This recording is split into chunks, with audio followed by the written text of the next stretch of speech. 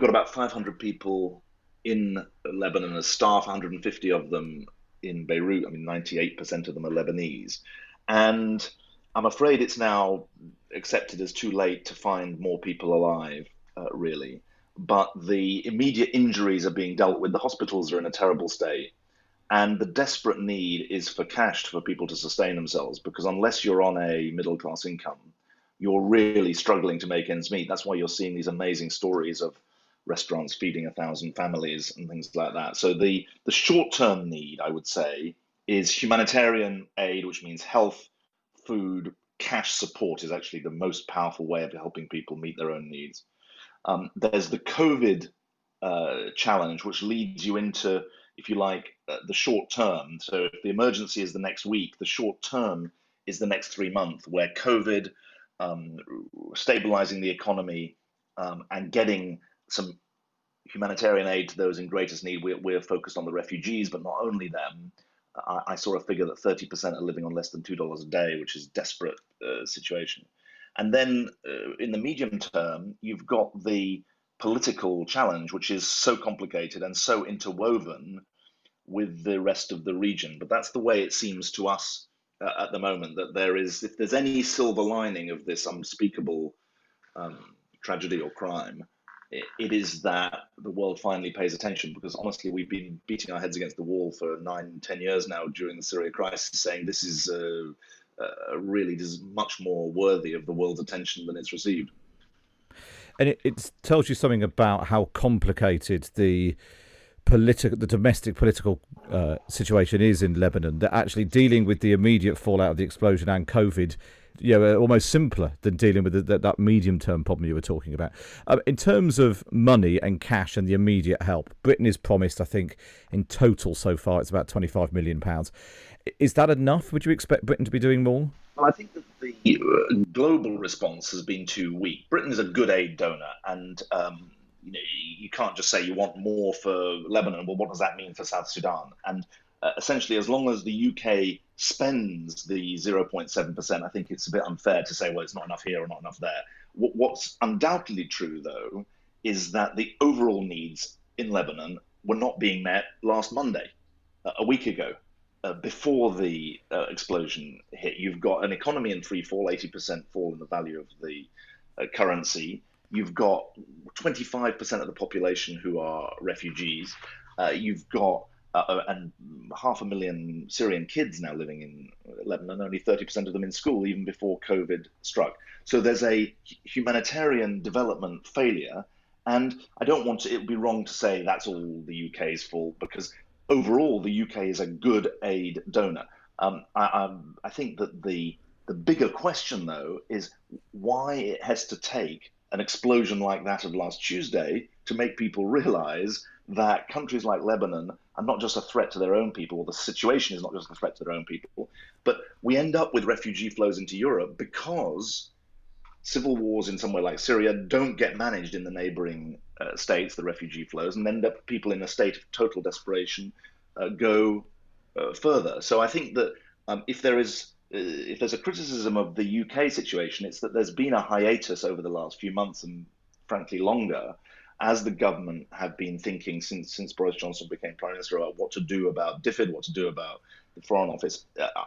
There's no point arguing about that now. They've decided that they want to merge the two departments. The vital thing is that that doesn't cause a couple of years of agonizing bureaucratic rearrangement while needs around the world get worse. Because what I can report to you is that on the front line, the gap between the needs of people in humanitarian distress, whether in Lebanon or Yemen or South Sudan or northeast Nigeria or Afghanistan, those needs are growing, and they're not being met.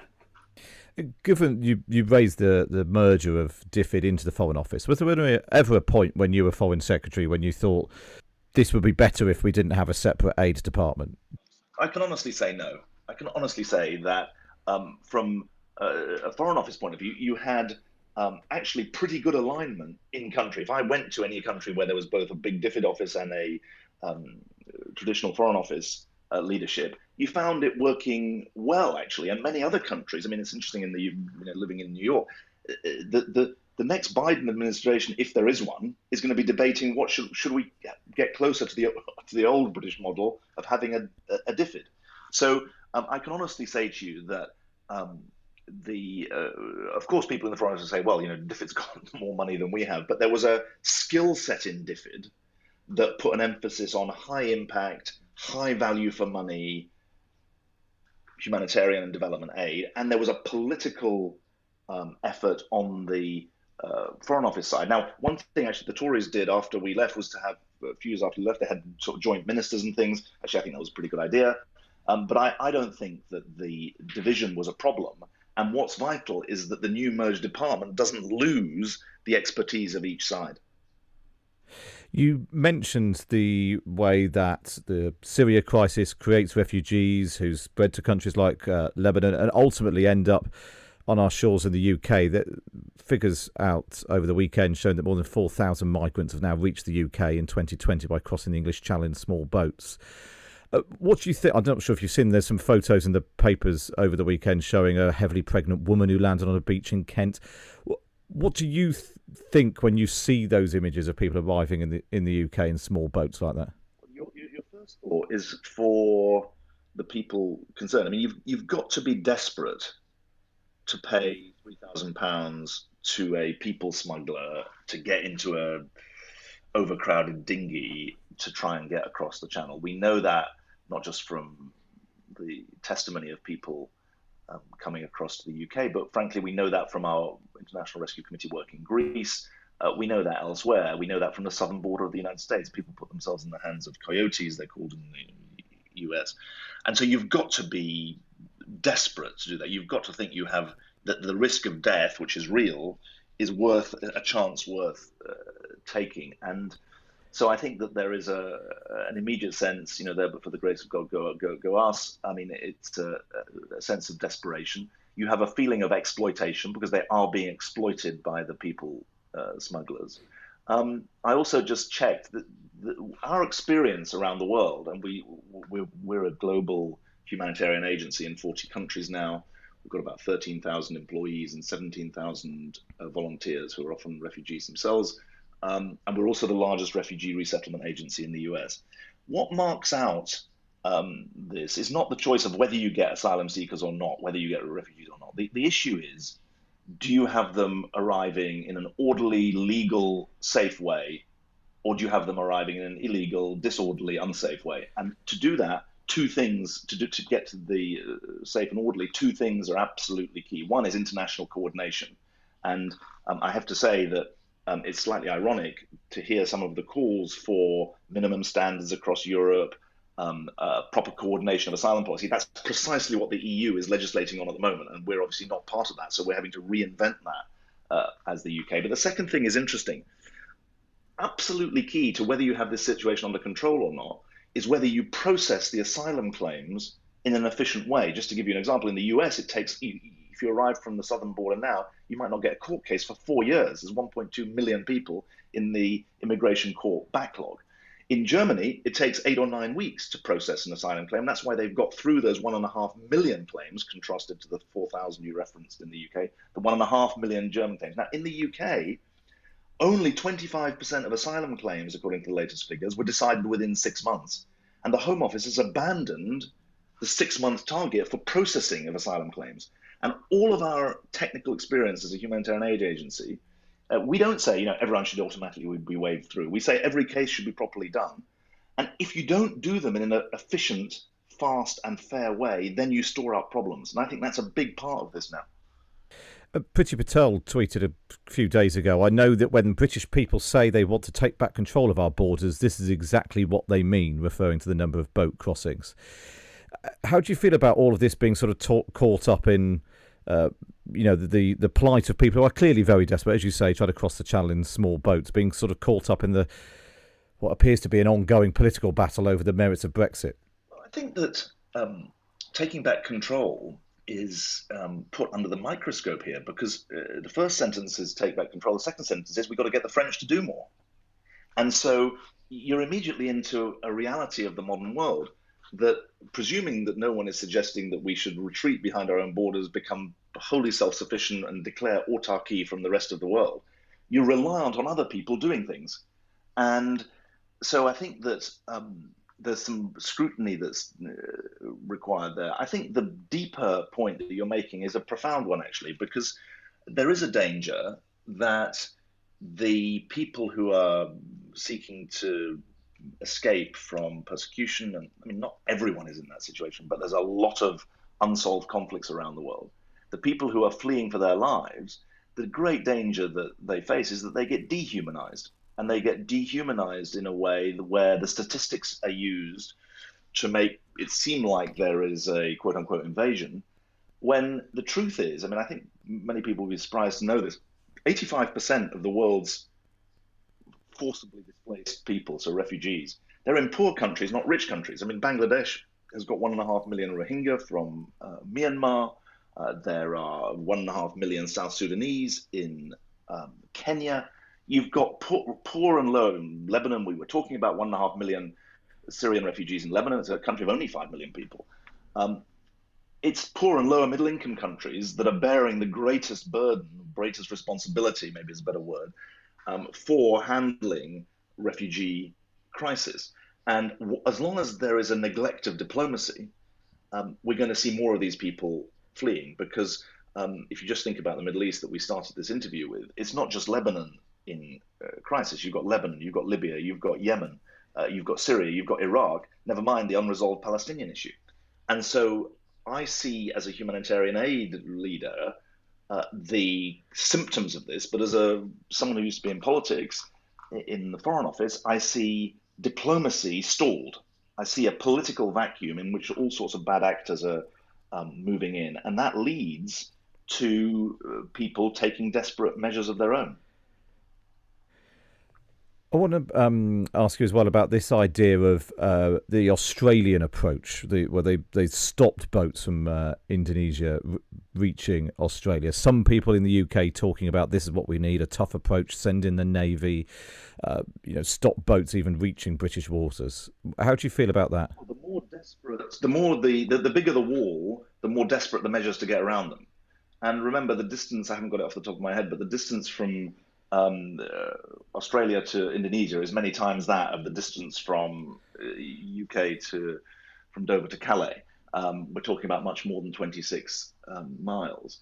And so I think that cooler heads need to prevail if the UK is to sustain an effective response as well as a humane response. Because the law of the sea that says that anyone who's in distress needs to be picked up is there for a reason.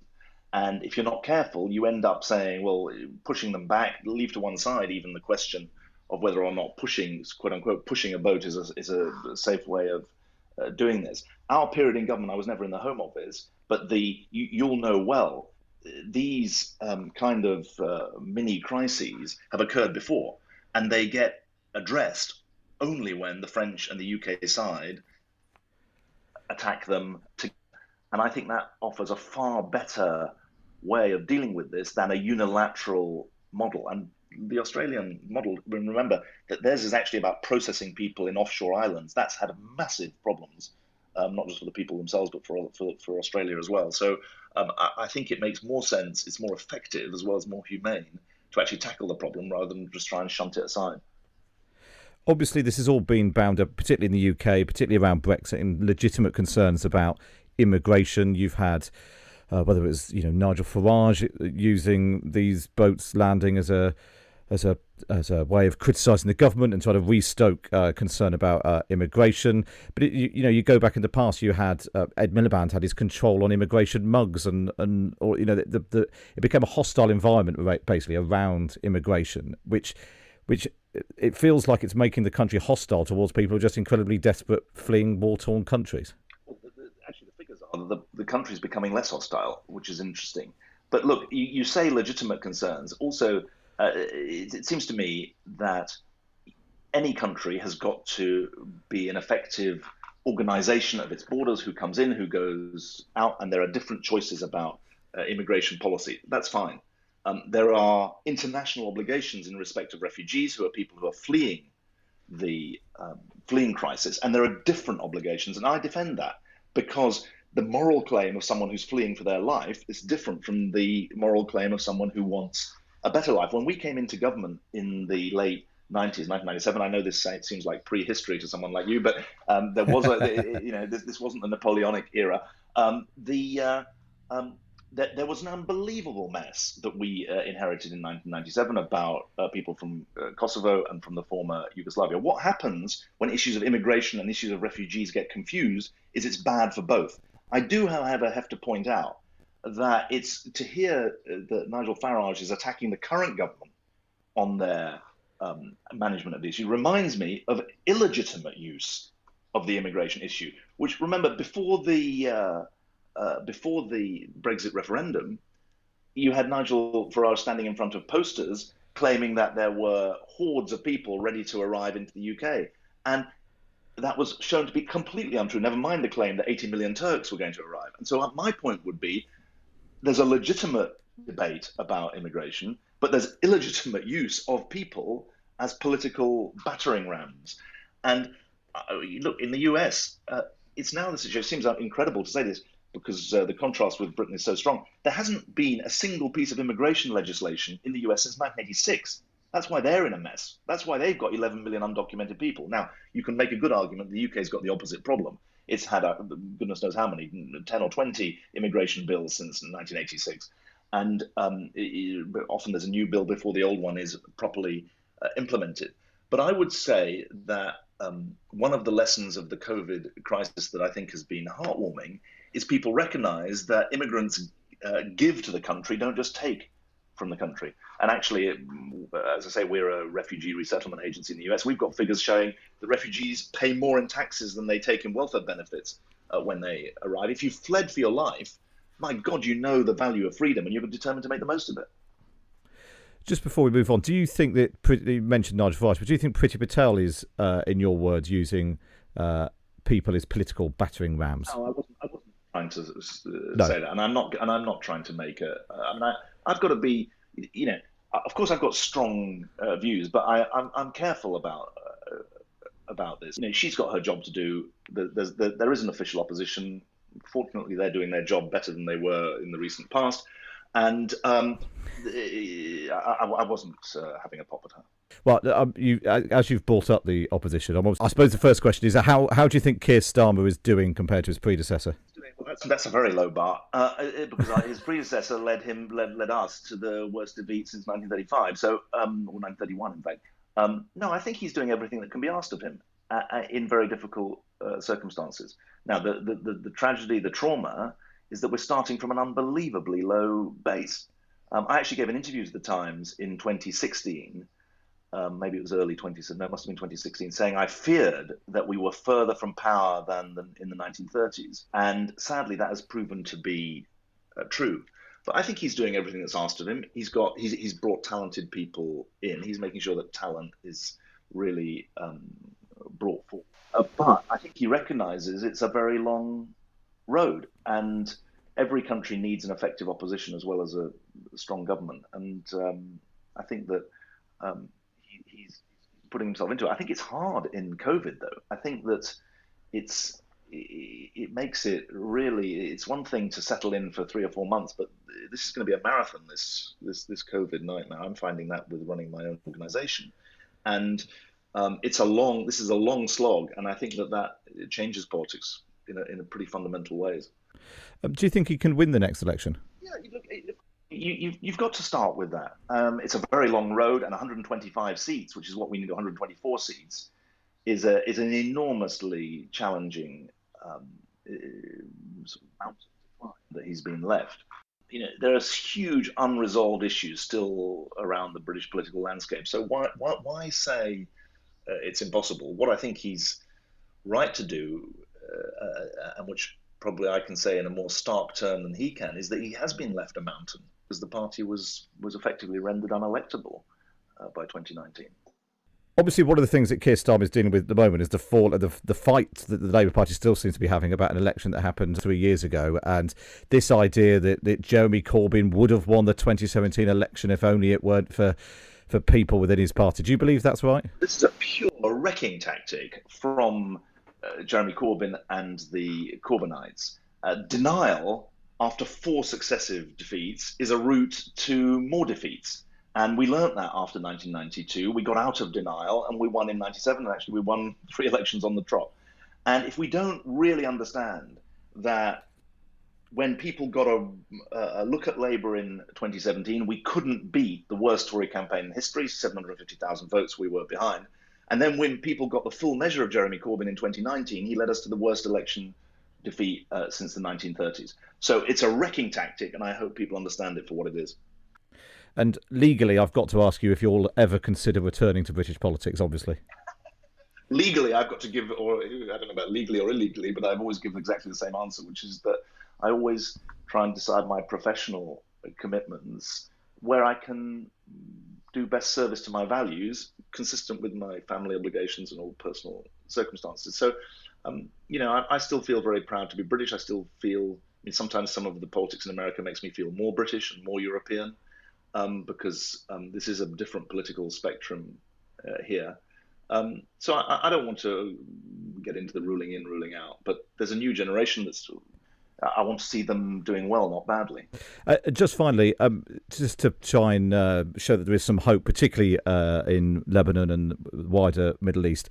One of the projects when you're going to be speaking to you, I read quite a lot about, is that you're working with the Muppets, with Sesame Street.